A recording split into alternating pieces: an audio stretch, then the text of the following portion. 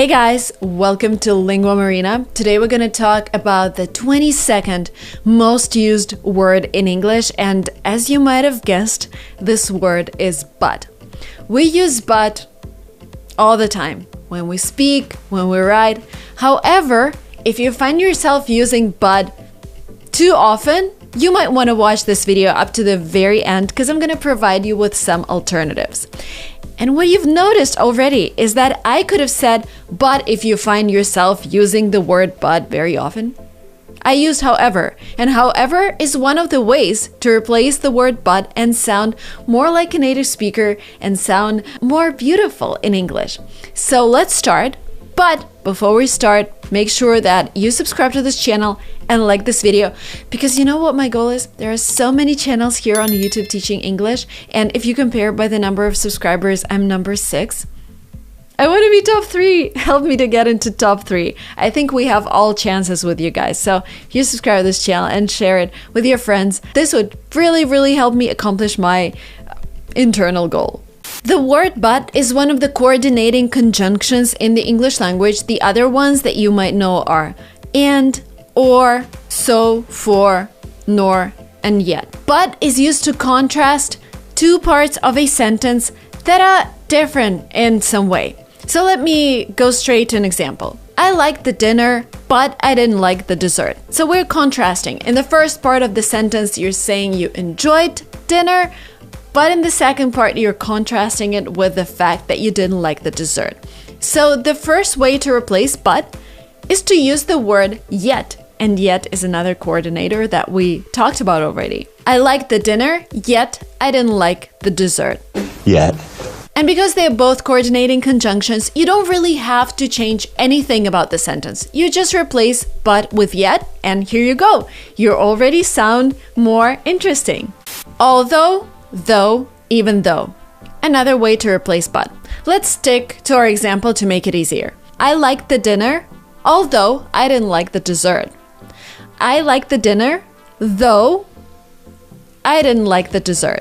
I liked the dinner, even though I didn't like the dessert. So in this example, we just put all the words in the middle of the sentence, nothing changed, easy peasy. But however, there is something else we can do. We can put those words at the beginning of the sentence. Now let's look at how our examples change. Although I liked the dinner, I didn't like the dessert. Though I liked the dinner, I didn't like the dessert. Even though I liked the dinner, I didn't like the dessert. Although. I like although. Except for. In order to use except for in our example, we actually need to get rid of the subject and the verb in the second part. And we will end up with a sentence, I liked the dinner except for the dessert. So we basically removed I didn't like from the second sentence. Except for. Besides. Again, same meaning as but if you decide to use besides, you need to change the sentence that you're using. Besides the dessert, I really liked the dinner. So the same thing happened. We had to remove the subject and the verb in the second part, in the contradictory part of our sentence. Besides. I'm giving you these alternatives to the word but, and you realize that sometimes you need to change the sentence, and I know it is really hard to remember how exactly the sentence needs to be changed. The thing is, the more you learn English, the more you develop and train your inner ear, or whatever you call it, to detect whether the sentence doesn't sound natural. And if you hear somebody say, I liked the dinner except for I didn't really like the dessert, you'll be like, something is wrong. And sometimes you can't really say what exactly is wrong, and this is where Hi Native, an app that is sponsoring this video, comes to help. With Hi Native, you can ask any question to English native speakers or to any other native speakers of a language that you're learning. So when you start an app, you go to this homepage and you see the questions that were already asked. For example, what's the difference between spunky and brave? And then a native speaker would actually get back to you and provide examples of how you use these words and how they're different. Let's use Hi Native to ask native speakers what they would use instead of but. There is an option in the app called Free Question. Okay. What are the alternatives to the word but. Next. Boast. Here we go. I got the answer. Took less than 90 seconds. However, on the other hand, we're going to talk about it, although we talked about it, except not including. I like not including because I like the dinner, not including lunch. That's interesting. Okay, yeah, here we go. So with high native, you can use expressions that are actually used by native speakers and not textbook expressions. And high native is a community where people help each other. So you not only ask questions about the English language, but you can also answer questions about your own language. Download High Native app using the link in the description box below. By the way, all formats of questions except for Foreign Language Diary and Does This Sound Natural? The rest is free. These two are paid. Again, the link is down below. Download High Native and start asking and answering questions about languages. Apart from. Apart from is used in the same way as besides. Apart from the dessert, I like the dinner. Apart from. Despite. Yes, you can use it as replacement for but again, you have to change your sentence a little bit. Let's look at the example. Despite liking the dinner, I didn't like the dessert. So with despite, we actually change the first part of the sentence and we remove I and we again remove the subject. Despite recent events. However, we use however to show that something we're saying now contrasts with something we've said before, and you can't really use it, well, you can, but ideally you use it in a separate sentence. I really like the dinner, however, I didn't like the dessert. So you can either use semicolon, because semicolon kind of tells you that these are actually two separate thoughts. So you can do that, or you can just create two separate sentences from whatever you had. I like the dinner. The next sentence, however, I didn't like the dessert. And make sure you put a comma after however. Yes, you can use however in the middle of the sentence, but still you would need to separate your initial example. So let's look at it. I like the dinner. Then we start the second sentence, but we don't start with however. We can put however in the middle.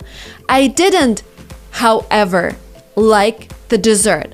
But again, don't forget that you need a comma before however and after however. And if you have questions about where to put commas, I have a whole video about commas. I think it's the most comprehensive video about commas I've ever seen. The link is down below.